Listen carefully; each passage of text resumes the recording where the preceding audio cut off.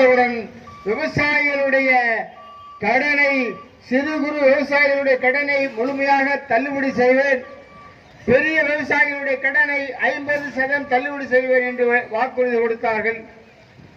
ஆனால் வாக்குறுதி கொடுத்ததற்கு அடிப்படையில் இன்னைக்கு அவருடைய வாக்குறுதி காற்றிலே பறக்கப்படுகிறது. விவசாயிகளுடைய குரல் முதலமைச்சருக்கு கேட்குதா என்று தெரியல.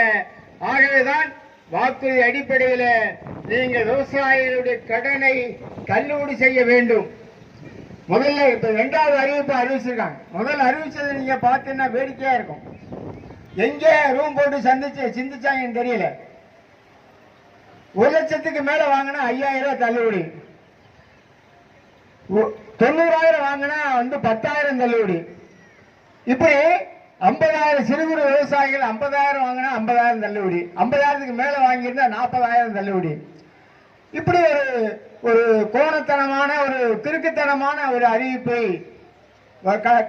விவசாய கடன் தள்ளுபடியிலே அவர்கள் அறிவித்தார்கள்.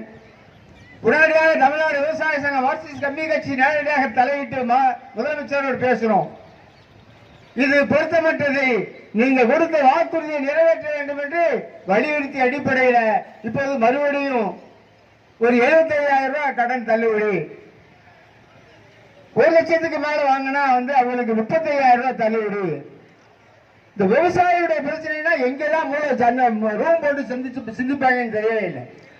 ஆனா இன்னைக்கு நாடு முழுவதும் கோடிக்கணக்கான ரூபாய்களை கார்பரேட் கம்பெனிகளுக்கு கோடிக்கணக்கான ரூபாய்களை தள்ளுபடி செய்யக்கூடிய அரசாங்கங்கள், ஆனா விவசாயிகளுடைய இந்த கோரிக்கைகளை கொஞ்சம் கொஞ்சமா கிள்ளி கொடுக்கிற மாதிரியான ஒரு பரிசீலனை செய்து கொண்டிருக்கிறார்கள்.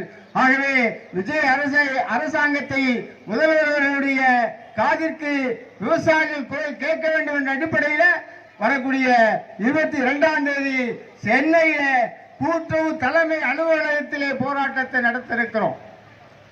ஆகவே விவசாயிகளுடைய கடனை தள்ளுபடி செய்ய வேண்டும் என்று இந்த நேரத்தில் தமிழக அரசாங்கத்திற்கு வேண்டுகோளாக வைக்கின்றோம். அதுபோன்று இன்னைக்கு பல்வேறு நிகழ்வுகள் சொல்லிக்கிட்டே இருக்காங்க. ஊழலற்ற அரசாங்கம் பாராட்டும்.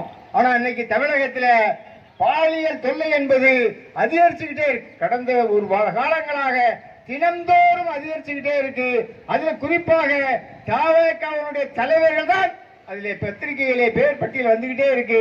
ஆகவே விஜய் அவர்கள் இதை தடுத்து நிறுத்துவதற்கு நீங்க முதல்ல கட்சிக்காரர்களை சரி பண்ணுங்க அப்படிங்கிற வேண்டுகோளோடு இந்த பகுதியில் இருக்கக்கூடிய களரி கம்மாய், இந்த களரி கம்மாய் மாவட்ட ஆட்சியர் கவனத்திற்கு, இந்த களரி கம்மாய் பெரிய கம்மாய் அடுத்தபடியாக இருக்கக்கூடிய களரி கம்மாய், களரி கம்மாயினுடைய பாசன விவசாயிகள் எப்போது களரி கம்மாய் மராமத்து செய்து முடிப்பார்கள் என்று கவலையோடு இருக்கின்றார்கள். ஆனால் மராமத்திலே முறைகேடு நடந்து கொண்டிருக்கிறது. மராமத்து பணி என்பது விவசாயிகளுக்கு எதிர்பார்க்கக்கூடிய அந்த கம்மாய் ஆழப்படுத்தக்கூடிய நிகழ்வாக நடக்கவில்லை. ஆகவே பொதுப்பணித்துறை அதிகாரிகளும் மாவட்ட ஆட்சியர் அவர்களும் நேரடியாக பார்வையிட வேண்டும், அதை ஒழுங்குபடுத்த வேண்டும் என்று இந்த நேரத்தில் ஒரு கோரிக்கையை முன்வைத்து ஒன்றிய அரசாங்கம், பெரியவர்களே, நண்பர்களே, நாடு உலகம் முழுவதும் ஒரு பதட்டமான சூழ்நிலை. ட்ரம்ப் ஆட்சிக்கு வந்த உடனேயே உலகம் முழுவதும் ஒரு பதட்டத்தை உருவாக்க வேண்டும் என்று இன்னைக்கு ஒரு பதட்டமான சூழ்நிலை உருவாகி கொண்டிருக்கிறது. எந்த நாடு எப்ப சண்டை போடும், எப்ப குண்டு போடுவாங்கன்னு தெரியாம இருக்கு. ஆனா இதெல்லாம் காரணம் சொன்னா இன்னைக்கு உலகம் முழுவதும் தன்னை முன்னிறுத்த வேண்டும், தான் சட்டாம்பலாக இருக்க வேண்டும் என்ற ஒரு ஆணவத்தோடு ட்ரம்ப் அவர்கள் நடந்து கொண்டிருக்கிறார்கள். சமீபத்தில் பார்த்தீங்கன்னு சொன்னா